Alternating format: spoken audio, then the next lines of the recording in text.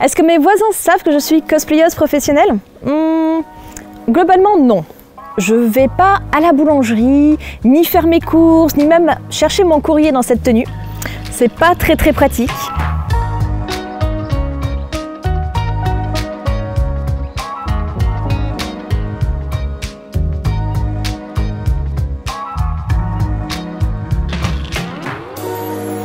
Dans le cosplay, il y a une grosse part de ce qu'on appelle le roleplay. C'est vraiment incarner, interpréter un personnage comme si vous étiez un acteur de cinéma ou au théâtre, quelque chose comme ça.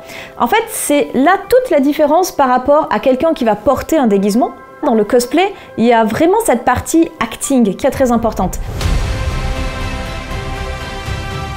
Le cosplay m'a énormément apporté en termes de mentalité, de confiance en moi.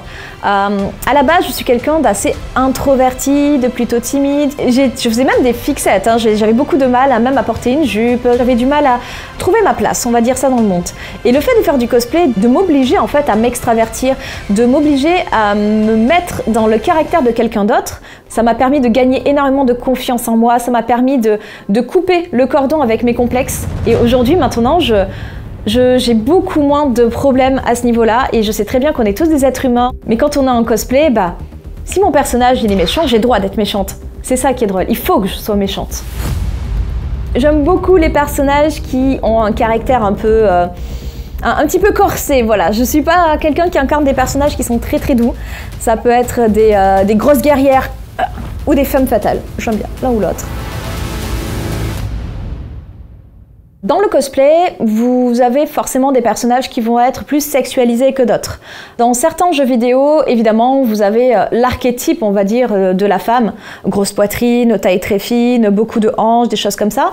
Moi, physiquement, c'est un morphotype qui me correspond assez bien. Et en plus de ça, en termes de mentalité, j'adhère plus ou moins à ces mentalités de caractère fort. Je trouve ça très bien, c'est le total opposé de ma vie, hein, enfin de ma personnalité en vrai de vrai. Hein. Je suis plutôt discrète et introvertie, en vrai.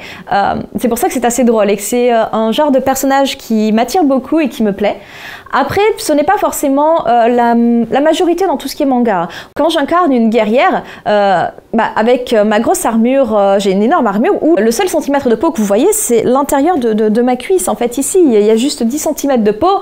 J'ai un énorme masque dessus, des armures partout et vous me voyez pas et je fais que faire voilà. C'est ma seule ligne de dialogue. Donc, tous les personnages sont différents et ça dépend juste de qui on veut incarner.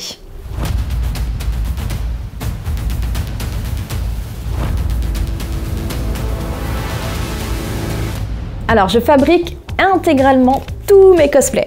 Donc, ça va des chaussures, au pantalon qu'il y a ici, à la veste, au corset, à la perruque, au chapeau, au pistolet, tout ce que vous voyez ici. Quand j'ai démarré le cosplay, qu'est-ce que j'ai dû apprendre à faire? La couture. Que ce soit sur n'importe quel type de tissu, que ce soit des cuirs, des dentelles, des corsages, des choses comme ça. De la broderie. Forcément, quand vous avez des petits détails, des petites pièces pour avoir des finitions, des choses comme ça. Il y a le travail de tout ce qui est mousse. Donc ça, c'est quand vous avez des énormes armures volumineuses, quand vous devez sculpter à l'intérieur. Ensuite, j'ai dû apprendre à faire de la cotte de maille avec des anneaux, de la cotte de maille avec des écailles. J'ai dû travailler des cuirs, que ce soit des cuirs de type, du coup, avec des tannages chimiques ou des tannages végétaux. J'ai ensuite appris à travailler les plumes, le travail de teinture de plumes, parce que ça ne se teint pas comme on va teindre des cheveux, comme on va teindre un vêtement. L'électronique, dans plusieurs domaines. Il y a d'un côté tout ce qui est lumière, mais il y a aussi le côté motorisation. J'ai notamment fait un costume avec des ailes de 4 mètres d'envergure, monté sur des vérins en fait qui se déploient et qui bougent, qui sont activables par des télécommandes. C'est vraiment une discipline qui est extrêmement complète. Et ça, c'est uniquement des techniques faites pour la création des costumes. Si j'avais pas fait de cosplay, jamais de la vie je me serais intéressée à tout ça. Le petit inconvénient d'habiter dans la campagne, c'est que je ne peux pas trouver tous les matériaux dont j'ai besoin, notamment qui va faire une cotte de maille ou une armure en cuir en fait à côté de chez moi, personne. Donc je dois commander pas mal de matériaux sur internet et je suis la petite attraction des livreurs du quartier, voilà, à chaque fois qu'ils viennent me voir, et ils me connaissent tous, et ils connaissent mon prénom, on discute de cosplay ensemble et c'est plutôt la petite anecdote marrante.